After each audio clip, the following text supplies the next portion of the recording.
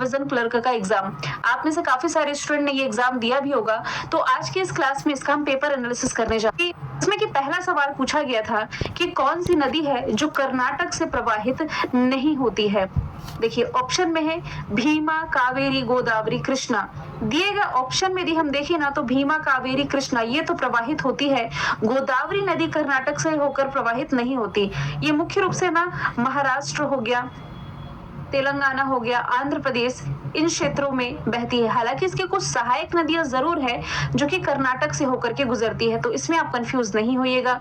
फिर एक क्वेश्चन पूछा गया है कि कर्नाटक में वनों की सफाई का कारण कौन सा नहीं है। तो देखिए झूमिंग कृषि, ये मुख्य रूप से आप पूर्वोत्तर भारत के क्षेत्र में पढ़ते हैं, तो कर्नाटक ये पूर्वोत्तर क्षेत्र के अंतर्गत तो आएगा नहीं, तो इसका वनों की सफाई का कारण झूमिंग कृषि नहीं होगी। सोन, नर्मदा, महानदी, 3 नदियां लिखी हुई है। इसका उत्पत्ति स्थल है अमरकंटक। ये कहां पर स्थित है? पहली बात तो ये क्वेश्चन थोड़ा सा गलत है। क्यों गलत है? क्योंकि सोन नदी, नर्मदा नदी ये अमरकंटक की पहाड़ी से तो निकलती है और अमरकंटक ये मैकल और सतपुड़ा श्रेणी के बीचों बीच बसा हुआ है। लेकिन जो महानदी है, महानदी का उद्गम ये अमरकंटक से नहीं है, ये छत्तीसगढ़ में जो धमतरी जिला है इसके सिहावा पहाड़ी से होता है। जबकि ये जो अमरकंटक है ये मध्य प्रदेश में आता है, मध्य प्रदेश और छत्तीसगढ़ के बॉर्डर पर है, पूरी तरीके से ये मध्य प्रदेश का हिस्सा है। भारत में शीतकाल में यानी कि ठंड के समय में जो अधिकांश वर्षा है ये किस मॉनसून के कारण होती है? तो ये होती है उत्तर पूर्वी मॉनसून के कारण, और इसी मॉनसून के कारण विशेषकर तमिलनाडु आदि में वर्षा भी होती है। प्रसिद्ध धार्मिक स्थल है तिरुपति। पूछा जा रहा है आंध्र प्रदेश के किस पहाड़ी पर ये स्थित है। तो ये जो तिरुपति है ना, तिरुपति आप लोग गए भी होंगे, प्रसिद्ध धार्मिक स्थल है, ये हो जाएगा शेषाचलम की पहाड़ी पर। ठीक है, तो ऑप्शन नंबर 3 इसका राइट आंसर हो जाएगा। ये पहाड़ियां पूर्वी घाट का हिस्सा है। ये देखिए प्रायद्वीप भारत में आपका पश्चिमी घाट है, ये पूर्वी घाट है, तो ये आपका पूर्वी घाट का हिस्सा है जो कि विशेष रूप से अपनी जैव विविधता यानी कि बायोडाइवर्सिटी और लाल चंदन के बड़े भंडार के लिए जानी जाती है। तमिलनाडु का सबसे बड़ा जो नमक उत्पादन केंद्र है ये कौन सा हो जाएगा? चेंगलपट्टू। कावेरी नदी की कुल लंबाई पूछा गया है। देखिए ये भी इसमें स्पष्ट नहीं किया गया है क्योंकि कावेरी नदी की जो कुल लंबाई है लगभग 800 किलोमीटर है, लेकिन 800 के आसपास तो हमें ऑप्शन डी नजर आ रहा है, 802 किलोमीटर। और ये जो नदी है ना कावेरी नदी, ये कर्नाटक का जो पश्चिमी घाट है इसके ब्रह्मगिरी पर्वत से निकलती है और तमिलनाडु होते हुए बंगाल की खाड़ी में गिर जाती है। बे ऑफ बंगाल कुछ यहाँ पर है, बे ऑफ बंगाल। अभी हमने नर्मदा नदी का डिस्कशन किया था, ये अरेबियन सी में यानी कि खंबात की खाड़ी में यहाँ पर ये गिर जाती है। पश्चिम बंगाल में अधिक तालाब मिलने का कारण क्या है? देखिए यहाँ बारिश बहुत होती है तो यहाँ क्ले का निक्षेप, क्ले यानी मिट्टी का निक्षेप आप कारण इसे मान सकते हैं। कालिम्पोंग पर्यटन केंद्र पूछा जा रहा है कि ये कहां पर स्थित है, तो ये पश्चिम बंगाल में स्थित है। ऑप्शन नंबर 20 का राइट आंसर हो जाएगा। फिर इसके अलावा निम्नलिखित में से किस पर सूर्य 21 जून को लंबवत चमकता है? ऑप्शन में है भुज। देखिए भुज को हम नहीं कह सकते कि सूर्य इस पर लंबवत, लंबवत कहने का मतलब है सीधा सिर के ऊपर। 21 जून को ये भुज में तो नहीं चमकेगा। क्यों नहीं चमकेगा? क्योंकि 21 जून को जो सूर्य है ये कर्क रेखा यानी कि जो ट्रॉपिक ऑफ कैंसर है इस पर लंबवत चमकता है, और भुज जो है ये गुजरात का जो शहर है भुज, ये कर्क रेखा के पास स्थित है लेकिन सीधे उस पर नहीं है, इसलिए इस पर लंबवत नहीं चमकेगा। महसाणा पर भी नहीं चमकेगा। इसमें से जो उज्जैन है मध्य प्रदेश का शहर, यहाँ पर ये लंबवत चमकता है, जिससे ना कुछ पल के लिए जो परछाई है ये गायब हो जाती है। Hello moto, do the moto moto. यहाँ पर ये लंबवत चमकता है, जिससे ना कुछ पल के लिए जो परछाई है ये गायब हो जाती है।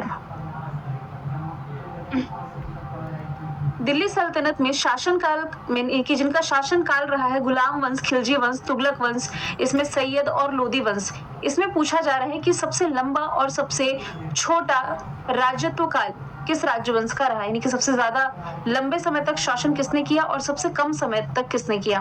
तो देखिए तुगलक वंश 94 ईयर तक इसने शासन किया है, यानी कि सबसे लंबा। खिलजी वंश ने सबसे कम लगभग 30 वर्ष तक इसका शासन काल रहा है।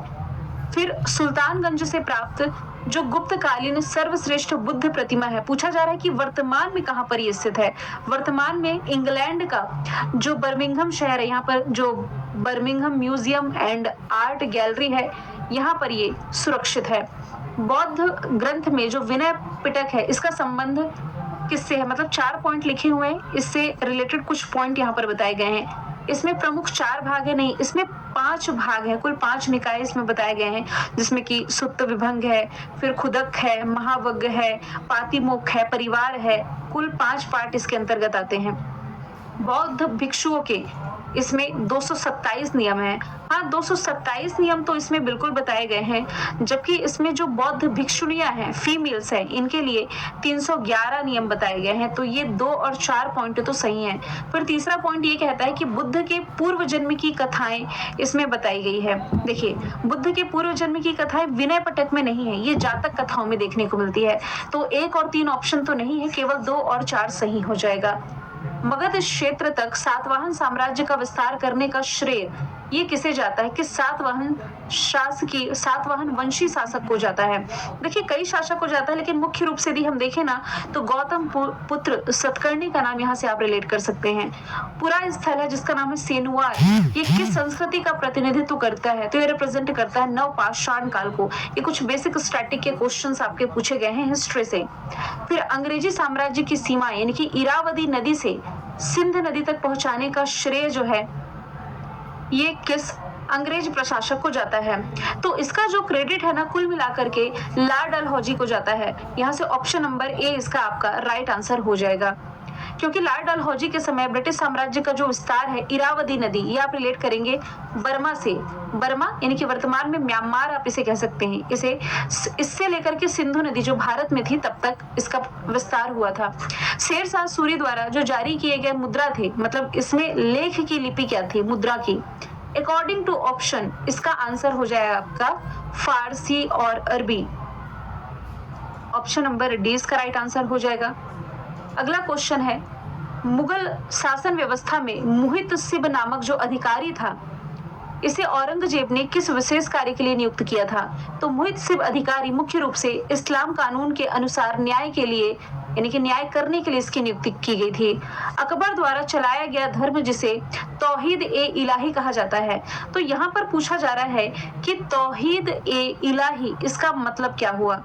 इसका मतलब हुआ दिव्य एकेश्वरवाद, ऑप्शन बी यानी कि डिवाइन मोनोथेइज्म इसका राइट आंसर हो जाता है। अगले क्वेश्चन में आपको आर्टिकल्स और इसके फैक्ट मैच करने हैं। आर्टिकल नंबर 40 कहता है पंचायती राज के बारे में, यानी कि पहला का हो गया 3, ए का 3 होगा, यहाँ पर भी ए का 3 है, यहाँ पर भी ए का 3 है, यहाँ पर भी ए का 3 है, ऑप्शन सी एलिमिनेट हो गया। आर्टिकल नंबर 44 कहता है यूनिफॉर्म सिविल कोड के बारे में, यानी कि बी का 4 हो गया, यहाँ बी का 4 है, यहाँ बी का 4 है, तो ए एलिमिनेट हो गया। आर्टिकल नंबर 50 कहता है न्यायपालिका को कार्यपालिका से अलग करना, तो सी का हो गया 2, यहाँ पर सी का 2 है और डी का 1 हो जाएगा, यानी कि आर्टिकल 51 है अंतरराष्ट्रीय शांति और सुरक्षा से संबंधित, तो यहाँ पर ऑप्शन बी आपका राइट आंसर हो जाएगा। फिर अगला क्वेश्चन है, भारतीय संविधान का कौन सा अनुच्छेद है जो यह प्रावधान करता है कि किसी अपराधी के आरोपी को स्वयं के विरुद्ध गवाह बनने के लिए बाध्य नहीं किया जा सकता। तो ये कहा गया है आर्टिकल नंबर 20(3) में कि किसी अपराध के आरोपी व्यक्ति को स्वयं के विरुद्ध गवाही देने के लिए बाध्य नहीं किया जा सकता। भारतीय संविधान में मौलिक अधिकारों की अवधारणा किस देश से ली गई है। मौलिक अधिकार लिए गए हैं अमेरिका से। मौलिक कर्तव्य यदि पूछा जाए, मौलिक अधिकार यानी कि फंडामेंटल राइट्स और फंडामेंटल ड्यूटीज यानी कि मौलिक कर्तव्य यदि पूछा जाए तो सोवियत संघ रसिया से ये लिए गए। भारतीय संविधान में कितने प्रकार के रिट का उल्लेख है, तो कुल 5 प्रकार के रिट का इसमें उल्लेख है। एक तो है बंदी प्रत्यक्षीकरण, हाबेस कॉर्पस की इसमें बात की गई है। दूसरा है इसमें परमादेश, मेंडामस की बात कही गई है। तीसरा है इसमें प्रतिषेध यानी कि प्रोहिबिशन की बात कही गई है। चौथा है इसमें उत्प्रेषण, सर्टियोरी की बात की गई है। 5वां नंबर पर है अधिकार प्रक्ष्या यानी कि क्यू वारंटो, ये कुल 5 तरीके के रिट जारी किए जाते हैं। भारतीय संविधान के किस भाग में नागरिकता का उल्लेख है? सिटीजनशिप, ये बताई गई है भाग 2 में। यदि पूछा जाता आर्टिकल नंबर 5 से 11 में इसका उल्लेख है।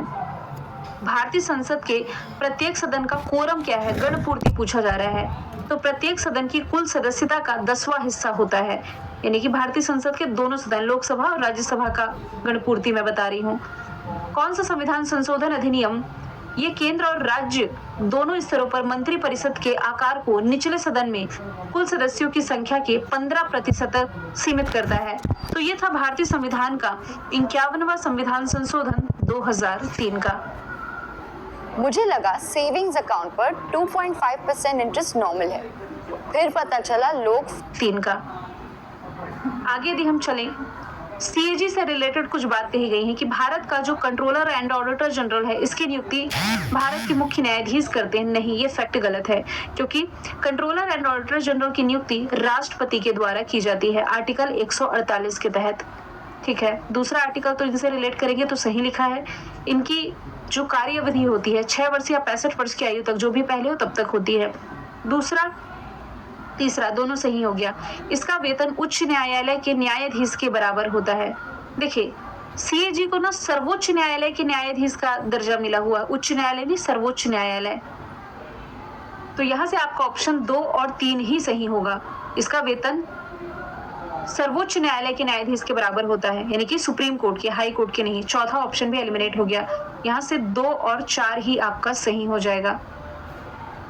माफ कीजिएगा, 2 और 3, केवल बी। वृक्षारोपण अभियान एक पेड़ माँ के नाम, इसकी शुरुआत कब की गई थी? देखिए, थोड़ा सा तो कंफ्यूजन क्रिएट करने वाला इसने ऑप्शन दिया है, क्योंकि एक पेड़ माँ के नाम अभियान की शुरुआत ना ये 5 जून 2024 में की गई थी। 5 जून 2024 को जब वर्ल्ड एनवायरनमेंट डे मनाया गया था, इस मौके पर प्रधानमंत्री नरेंद्र मोदी जी के द्वारा की गई थी। प्रेशर कुकर में खाना जल्दी पक करके तैयार हो जाता है, इसका कारण क्या है? क्योंकि ना देखिए, जो प्रेशर कुकर होता है ये सील बंद बर्तन होता है, जिसमें कि भाप का दबाव बढ़ने पर जो पानी होता है, इसका क्वथनांक यानी कि बॉइलिंग पॉइंट इसे कह सकते हैं, ये बढ़ जाता है 100 डिग्री सेल्सियस से भी बढ़ जाता है, इसलिए इसमें खाना जल्दी पक जाता है। फिर यदि हम देखें, राष्ट्रपति का पद यदि खाली हो जाए तो पद रिक्त होने की तिथि से कितने समय के भीतर भरना इसे अनिवार्य है? तो ये 6 महीने की अवधि है। किस मामले में सुप्रीम कोर्ट ने ये माना कि भारतीय संविधान मौलिक अधिकार यानी कि फंडामेंटल राइट्स और नीति निर्देशक तत्व यानी कि डीपीएसपी के बीच संतुलन की नींव पर आधारित है? तो ये बताया गया है सुप्रीम कोर्ट ने, मतलब मिनर्वा मिल्स मामला था जो 1980 का, इसमें इस बात का उल्लेख है।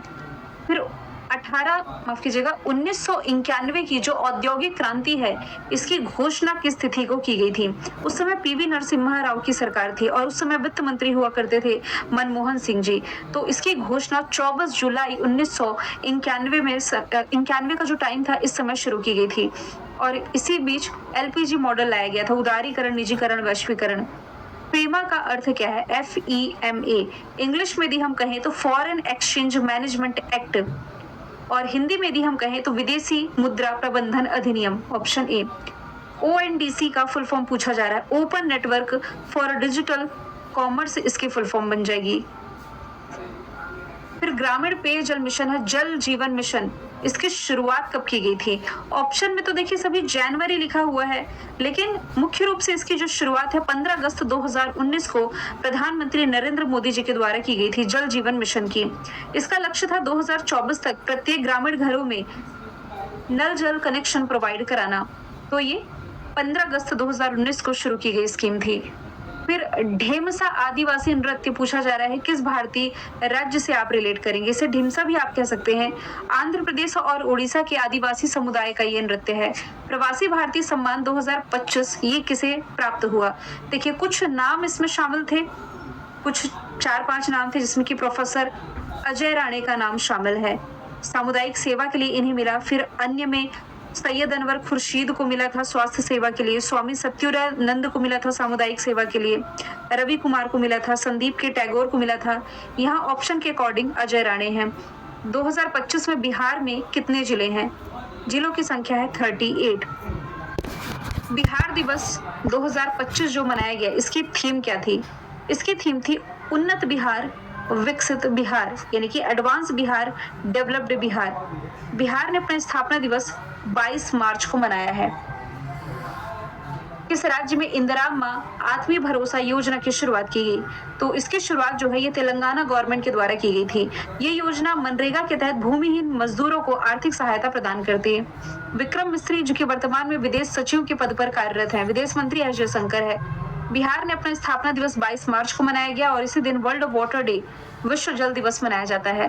भारत की ranking world press freedom index में विश्व प्रेस स्वतंत्रता सूचकांक में इस साल है 151। रिपोर्टर्स विदाउट बॉर्डर नामक ये रिपोर्ट रिलीज की जाती है। टॉप पर इसमें हो जाएगा नॉर्वे। आईफा अवार्ड 2025 में बेस्ट एक्टर का अवार्ड मिला है कार्तिक आर्यन को, इनकी फिल्म भूल भुलैया 3 के लिए। आगे यदि हम चलें, मार्च 2025 में इंडोर शॉटपुट में Mountbatten indoor track and field championship में नया कीर्तिमान स्थापित करने वाली जो पहली भारतीय महिला बनी है, इनका नाम हो जाएगा कृष्णा जयशंकर। पौधों में शाकीय अंगों से नए पौधे बनने की जो प्रक्रिया है ये कहलाती क्या है? तो ये कहलाती है रेडी सेट गो। बस मिनटों में डीमैट और ट्रेडिंग अकाउंट ओपन करो, कोटक न्यू एप्लीकेशन डाउनलोड करो, मोबाइल नंबर पे नए पौधे बनने की जो प्रक्रिया है ये कहलाती क्या है? तो ये कहलाती है वेजिटेटिव प्रोपगेशन। ऑप्शन डी इसका राइट आंसर है। परागण के बाद फूल के किस भाग से फल बनता है? तो ये बनता है अंडाशय से, यानी कि ओवरी से। ऑप्शन डी राइट आंसर है। राइजोपस में प्रजनन की विधि क्या है? देखिए, राइजोपस में ना प्रजनन की विधियां जो हैं ये 2 प्रकार से होती है, यानी कि इसमें असेक्सुअल रिप्रोडक्शन होता है, अलैंगिक प्रजनन भी होता है, और उसमें सेक्सुअल यानी कि लैंगिक प्रजनन। हिंदी में मैं लिख देती हूँ लैंगिक, या इसे आप कह सकते हैं सेक्सुअल रिप्रोडक्शन।